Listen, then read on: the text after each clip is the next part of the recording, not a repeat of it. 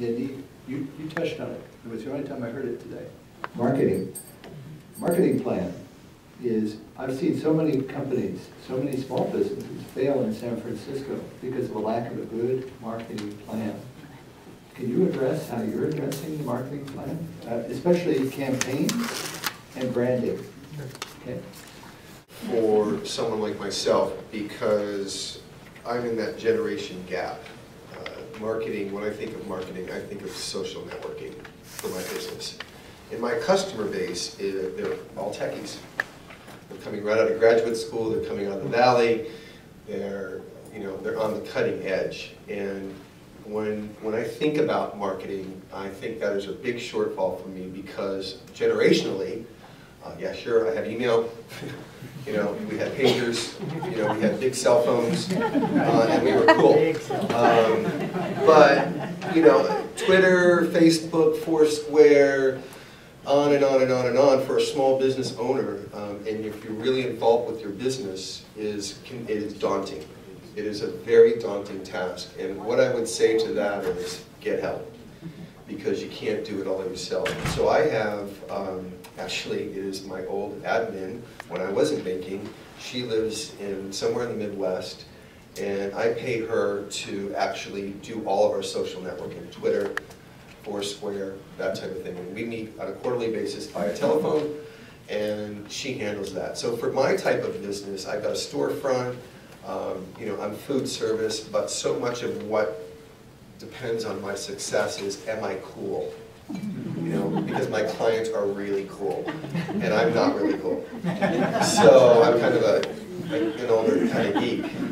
Maybe I was cool one day, but the reality of today, in my day, but the reality is today is that young, intelligent people who are out there pounding the pavement are so far ahead of our age group, and probably some of you out there as well, that the marketing component can be a real challenge for a business like mine.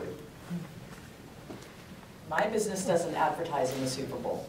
Nobody would know what I was talking about. So we've built our marketing strategy around the only thing we have to market is knowledge.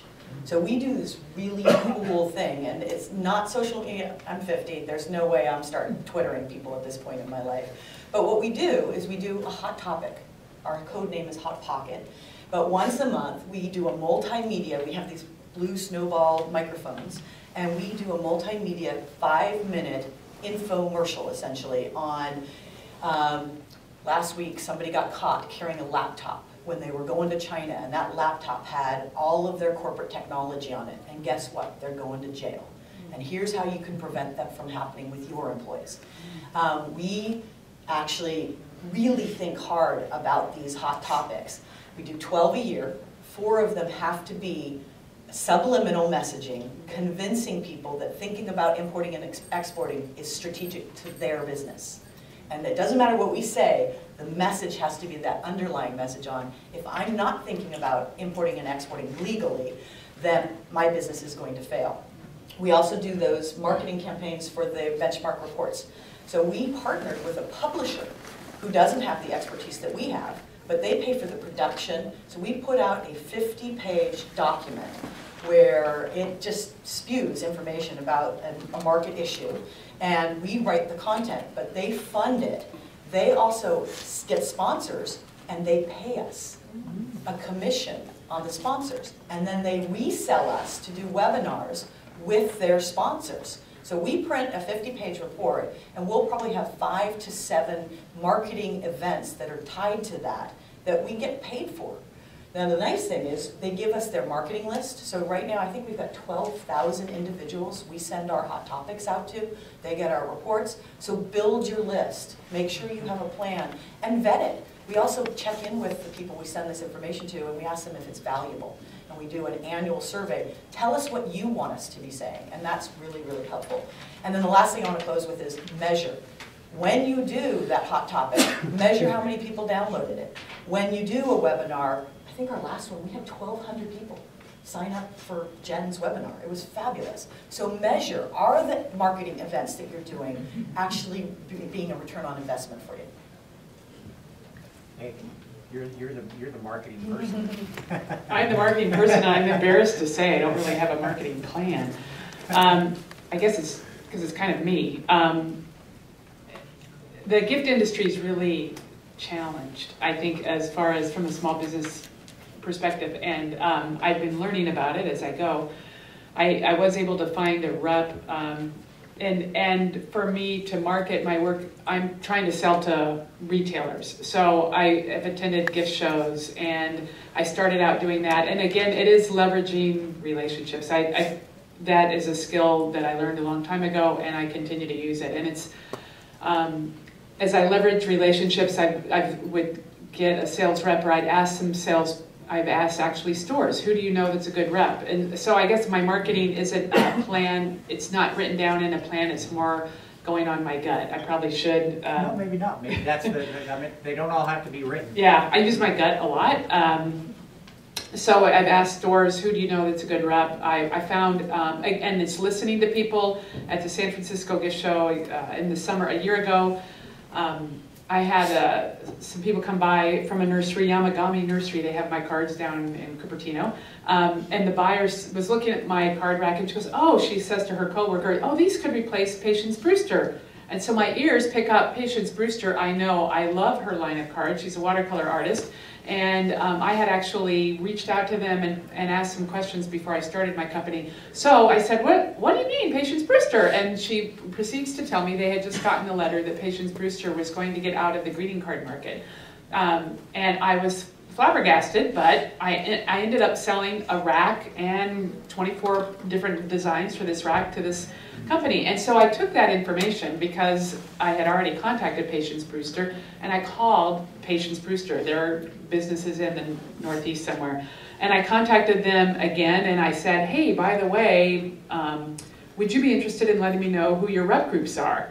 So I was able to get the rep group in Chicago and the rep group in Seattle. They gave me all of their rep groups across the country, but those two signed up with me when I called and introduced myself saying, hey, I understand Patience Brewster is no longer going to be selling her cards. I've got a card line that a store that used to purchase hers bought, and I think it might be a good solution. And it was amazing because the Chicago rep group a year ago in the fall, they were just sending me orders all the time. I was shocked, and it was like one of the smartest things I could have ever done was leverage that conversation. So you just listen to everything, and again, it's follow up and follow through, because you really don't know where somebody's you're going to be talking to, and that piece of information they drop, how you can take that and leverage it into something that can really work. And the Seattle rep has been great for me. She helped me a lot when I came out with box notes. So I mean, I go to people all the time. It's that same build a network. When I wanted to come out with a new product, I go to my reps. I ask a few store owners that I know, or not owners, the buyers, like, I'm thinking of doing this. What price point do I need to be at? But I'm always looking outside for help, and people give it to you. So I don't know if that makes sense. I tweeted my breakfast this morning. And that might sound incredibly annoying if you have a friend who's sitting there on Facebook saying, look at my cornflakes. But you know what? For a chef, it works. I use Instagram. I finally discovered all those really cool photos that I was seeing online on Facebook and whatnot. Instagram. You can choose these little methods that they filter the image through, and it'll improve your photography instantly. So I'm sort of saying this is a joke, but actually I'm completely serious. I'm going to talk a little bit about the modern way to market, and then I'll get back to things a little more traditional from back in the 90s. I haven't opened yet, and I have almost 500 likes on Facebook. I stopped posting family vacations and political rants on Facebook about 6 months ago, but I'll post food photos from a vacation, or a link to the White House garden, so I can still not just talk about what I'm making or what I'm doing, but you can participate. But I pretty much use Facebook entirely to promote my business, and it's a really great way to get across your style and what my company is. So my personal Facebook is like Chef Monty Nile, and then I've got Sweet Bar Bakery. And I had a friend help me. It's because it's kind of, Facebook is one of those weird businesses. There's 2 billion users, and there's like 20 people in an office somewhere. So forget about reaching them to help you. But a friend of mine did help me figure out a way to get Facebook.com/Sweet Bar Bakery. And there is a trick to it, and if you do it wrong, there's no going back. You cannot fix it. So do your research there. But I can get a lot of great information. I haven't opened yet. I got an email inquiry for a catering menu for the holidays from Pixar, which is, of course, in the East Bay. When I'm looking for Cliff Bar, Pandora, Pixar, all the different, Fair Trade is right down the street from me. Twitter, I'm still wrapping my head around. But the thing is, it's interesting. They're both great platforms. You could talk about other delis, or you could talk about issues around mustard. I can, we're working on a flatbread and recipe, and we got one that was so paper thin, we held it up to the light and took a picture. It looked like stained glass window. I posted it on Facebook. It had 32 likes by the end of the day. Now, of course, I scour that and see how many of these people are friends and how many are people, names I don't know, and then click on them and see if they live in the East Bay, because they're likely to be my customers. Friends in New York, that's great that they like this image, but they may not be a direct customer, but hey, they're going to tell their friends. I'm getting so many kudos from people watching the growth of my business. So these are both really modern ways to market your business. You can post your daily special. You can post the local seasonal. Oh, suddenly it's pumpkin pie season. I've posted a pumpkin cupcake with mascarpone icing and salty caramel drizzle and a little piece of crystallized ginger. It's like, boom, summer fruits are over this, but pumpkin time is here. The traditional way of marketing, of course, I've got to go back and look at my business plan, remind myself what I told myself I was going to do. But for a chef, it's going to be participating in local food events. It's going to be donating a platter of your food to some charity. Choose a couple charities or local, whether it's whether it's a charity, whether it's maybe the local, opera, whatever cultural events that both kind of support your mission, but also are hopefully going to be your target customer. And stick with them and donate to their events and make sure they have your literature. Don't just donate a tray of food. Make sure they have a little sign that says where this food came from, so that people that taste that are going to get a little taste of who you are and what you're about. That would have been what we did in the 90s, again, before we had all the social media. If there's an event going on and they call you, do it. Show up, set up your booth, be there in person, talk about it. Don't just send your food if you can. Take advantage of that opportunity to reach people with your message and talk about it, and just do as many of those as you can. And again, I'm going to have to go back to my marketing. I think one of my ploys is I'm 3 blocks from Whole Foods. We're going to go over there every afternoon and put little flyers in everybody's windshield. Lack of hair, and I'm probably older than Joe is. And so I noticed that nobody ever used the term advertising, newspaper advertising, which probably says something to us about business today and how business today is basically communicating. What's marketing? Marketing's doing whatever you can do to basically raise the image of your business in the eyes of your client, whoever that target market is. So how about other questions? In a lot of years, even when I was at a company like Just Desserts, getting into defining the difference between marketing and branding. But I will say, how many times have I said Sweet Bar Bakery? How many times have I assumed that people are going to call us Sweet Bar?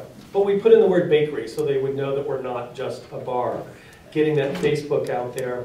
Another thing that I've done all summer is, because my build-out has been going on since May, we have been doing pop-ups. Now, there's a First Friday Art Walk in Oakland that draws 5,000 to 10,000 people every first Friday. Not every district or every business is going to be suitable for a pop-up, but I've been selling $300 of baked goods, over $300 per hour, from 6 p.m. to 10:30 at night every first Friday since July. So there are thousands of people that know that we are coming, that are banging on the door, when are you opening? So I think I'm building up the brand a little bit that way. And I hired an awesome firm, and fortunately it's somebody I've known since she was young, so I got the price practically nothing. But a couple I know from Seattle have a company called lostluggage.com. They do branding, they do beautiful presentation portfolios, and because they're foodies, they ended up devoting a segment of their business to branding for pretty upscale restaurants. And they have got a great portfolio, and this is not her work. You will see my website going live and my business card, on the back of my business card, and this is one of those strokes of fate. The building I've moved into was a candy and ice cream factory from 1946 to 1976, called McFarlane. You wouldn't believe this in a book. So I'm bringing so our tagline is something sorry, Something Sweet comes back to Oakland in the historic McFarlane's Candy Building. So she got an image of that building and put it on the back of the business card. So we're tying it into the tradition of the area. So I guess next week I have done. But I don't know what Lost Luggage would charge if you weren't friends with her for 30 years, but it's well worth the investment because when our website goes live and our menu just got printed, our menu just got finalized, we're going to have some great imagery that's going to be very memorable. And again, it ties into that history of the building. There's got to be other ways to tie into your industry that are unique and appropriate for you. I think branding is probably unique to whatever industry you're in or whatever, slice of segment. For me, I'm an artist, and so that is important to have a brand or a look, and obviously my artwork is that. I have had some people tell me it shows that they recognize my work from when I was with Rushdance. So, because I use the same font that Rushdance used on my calendar and their cards, and I incorporated that into mine. My graphic designer that I work with, she is amazing, and so we have a consistent look throughout, from the greeting, from my business cards to my catalog to the cards itself, and as I introduce new product, it all kind of looks the same. And I love branding. I have a thing when I'm big into like affirmations or writing a little blurb and slapping it up on the wall so I see it all the time. And when I walk up my stairs, I have this thing I wrote down, Vera Bradley, Sark, I can't remember who else, but four women that are really branded artists that are well, and I look at that every day and I tell myself that I'm building a brand. So I'm trying to reinforce as I go out and I continue to add new products and do new things with a calendar and whatever else I might come up with, that it's going to have a consistent brand. So it's always at the forefront. Once again, not really written down well in a business plan. Tricky topic for me. When I started my business, I had my logo. My tagline was Durso. Well, my logo was Durso, and then my tagline is Italian Delicatessen. And I quickly learned in San Francisco people didn't want cured meats, and they didn't want processed meats. What they wanted was a juice bar. Well, my client wanted a juice bar, they wanted a salad bar, they wanted organic soups. So here I was 2 years into it with Durso's Italian Delicatessen in my name, and we are now in the process, if you look at us online or if you look at our storefront, you'll see the logo and the brand hasn't changed, but the tagline is no longer Italian Delicatessen. And so it's a tricky thing for us, but I think it was subtle, and we haven't lost our brand value. But what I would say in and around that topic is give yourself an out. If you're starting a business and you think you might be in the same situation, I think as everyone has said here, we had to adjust our business plan. Don't lock yourself in. I kind of did. You know, Italian Delicatessen is still calling me a deli. And we're not, really. We're a food service provider, and we provide organic vegetarian soups. We have a juice bar, and we have a salad bar, and we happen to do sandwiches.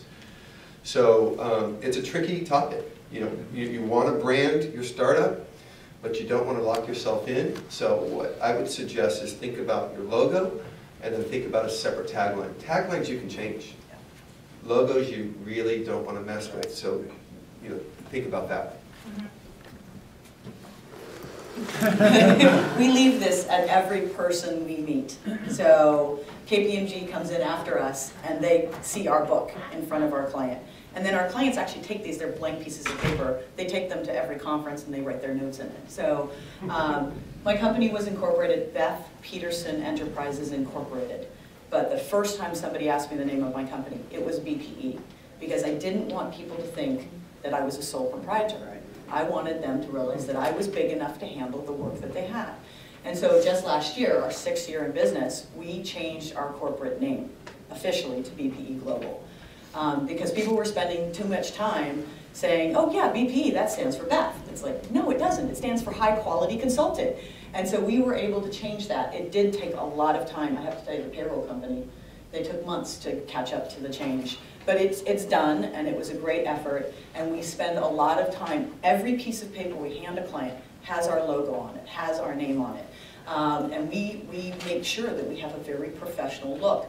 There's two levels of competitors that we have. The KPMGs that have their names on every building in every city around the world. And then there's the smaller organizations about our size, and they have no standards, no brand, no professionalism. And we think that we compete at a higher level because of our branding.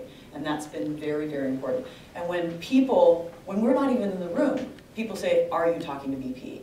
That's a brand that's carrying forward, not me, not my passion. So it helps. All right, that do it for you on branding? Those were great answers on branding, I thought.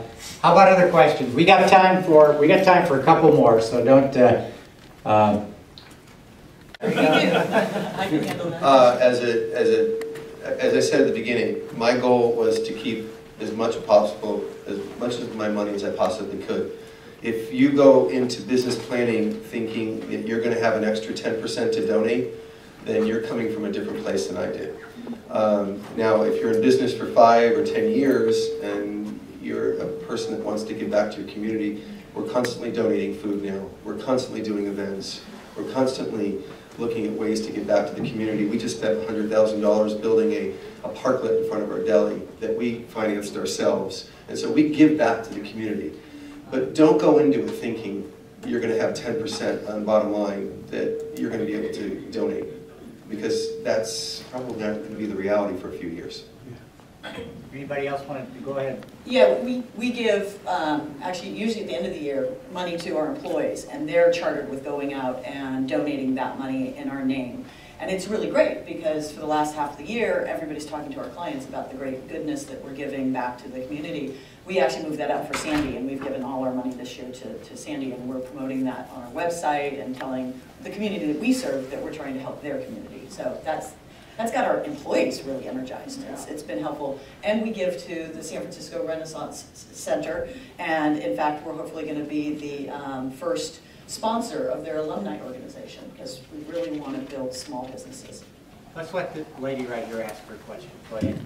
Yeah, so one of the things that as a new entrepreneur really startled me with is one person says persistence, and the other person says adaptability and flexibility. And I know there's no right or wrong answer, but it would be nice to hear from all of you, like, how do you know when it is time, the right moment to make that change, or to say, well, that idea I had is great, but it's not working?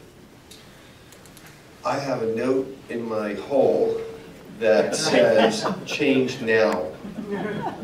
And it just says that, change now. Don't delay change. In my opinion, that is being persistent. You know, it's being consistent, showing up every single day and recognizing what do I need to change today. And by doing that, you keep your business fresh, you stay ahead of your competition, and you keep asking yourself, what do I need to change now? So it's a tough question, but the reality is that I think they go hand in hand.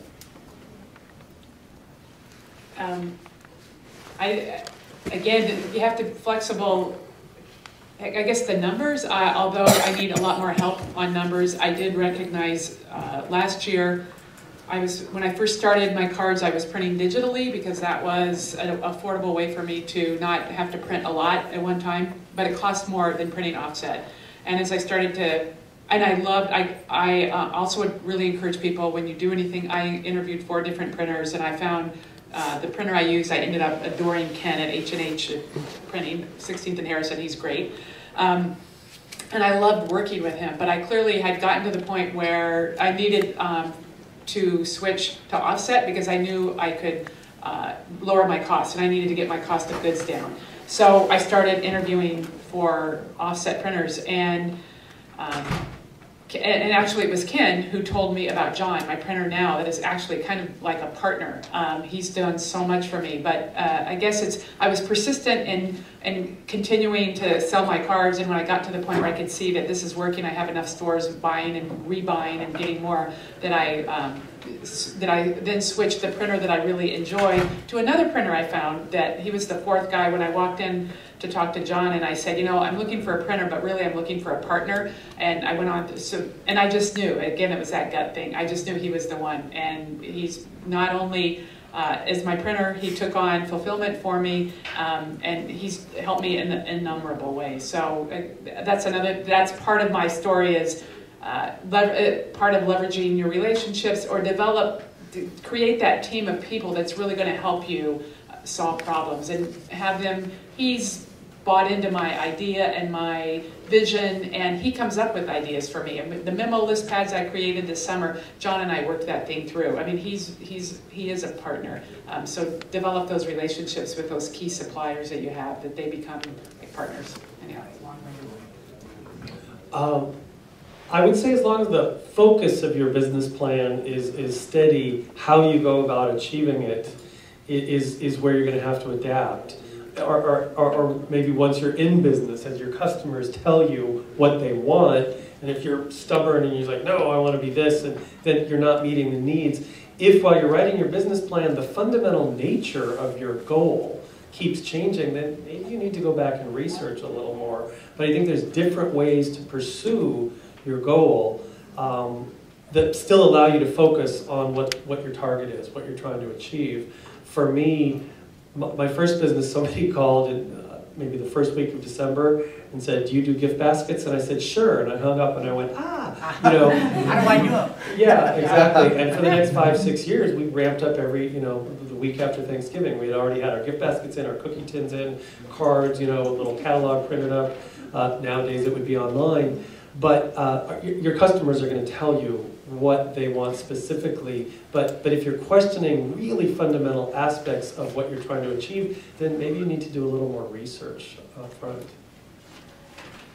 I have the hardest time not being part of this conversation. These are such great panelists, but I'm going to be it right here on this one point. Persistence does not equal staying the same course.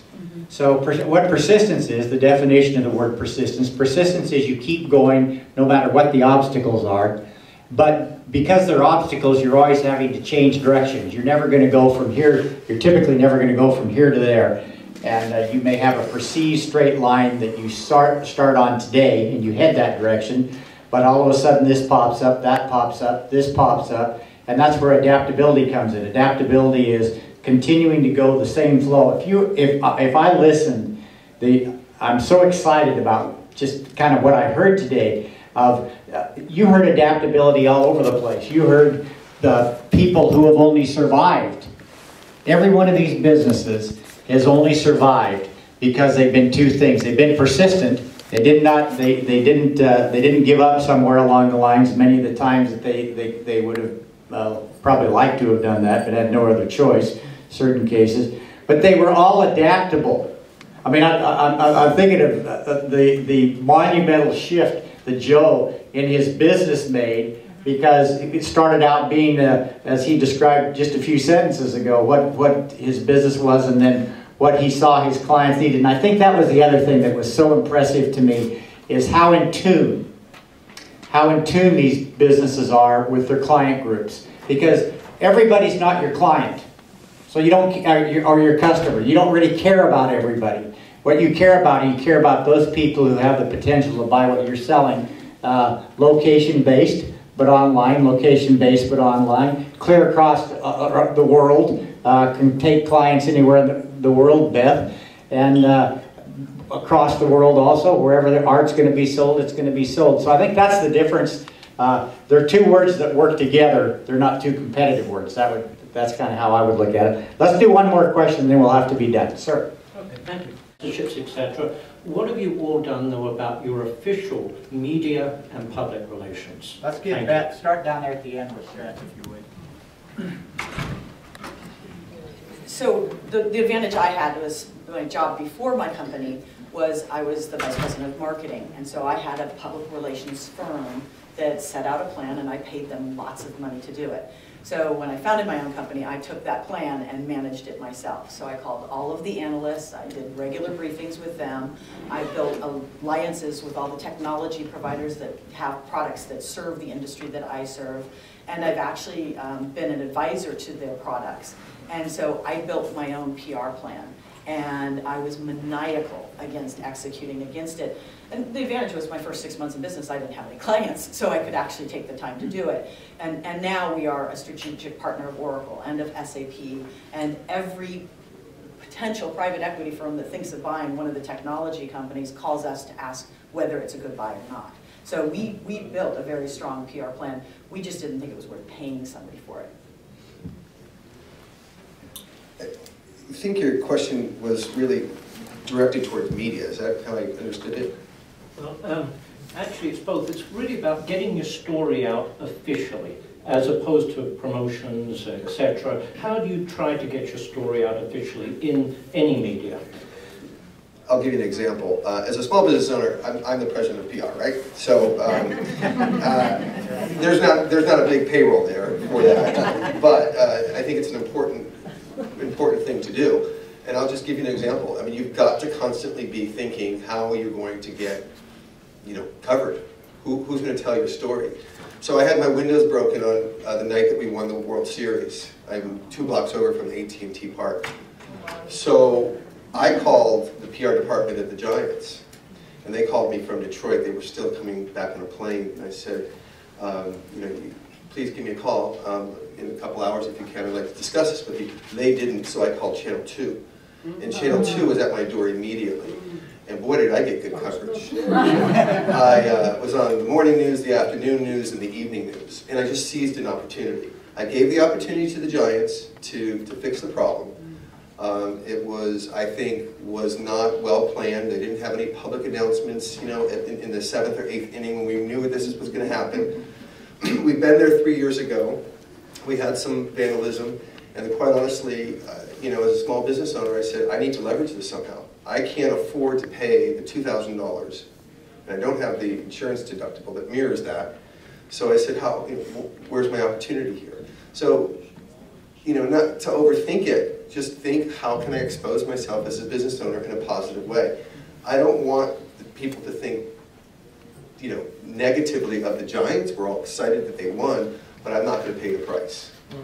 And I gave them the opportunity, and they didn't seize it, and so I went to Channel 2, and then guess what? Yesterday I got a check from the Giants for $2,000.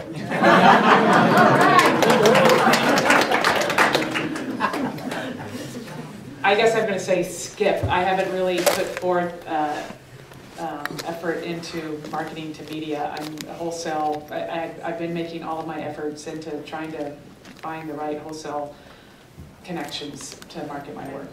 So. The landscape has changed so much in the last 10, 15 years, and it's so much about the bloggers. During my first bakery in the 90s, you had to be pitching to the magazine editors, and now you need to pitch to the bloggers. Fortunately, I have a decent pedigree as a chef, that there's a good story to tell, but I've called in a favor from every single friend. I mentioned my friend that's doing the marketing and who charged me like nothing. I have another friend who was the PR person at Numi Tea for many years. She now lives in Australia, but she pulled together my story into a press release for a modest fee, and we just blanketed the bloggers, the magazine, because for food, paid advertising in the food world is typically the larger chains. We want to create that word of mouth, and that was a brilliant way that you handled that. But we also want local news media. So when I got the first hit of, I think, Eater.com, the other thing is, don't be afraid of, if some writer wants to talk about what's new and they put an image of your calendars, you can feed that to your wholesale buyers and say, look, it's already being sold for you.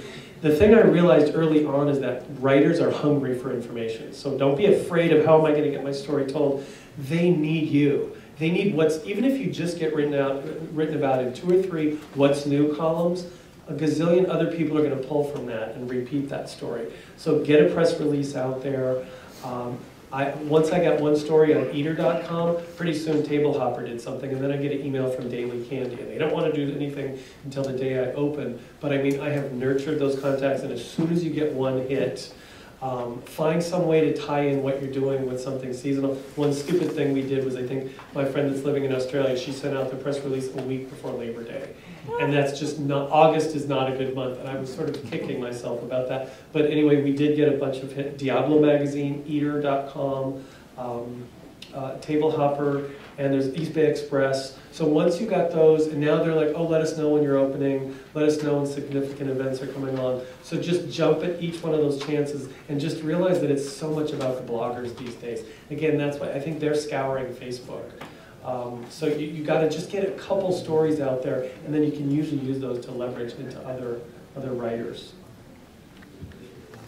All right, well, we're going to have to bring it to a close, unfortunately. But let's give this group a hand. Thank you. And then you know all their names, so I have 2 challenges for you. First of all, do business with them. That's the first challenge. And challenge number 2, if you got questions, go for it.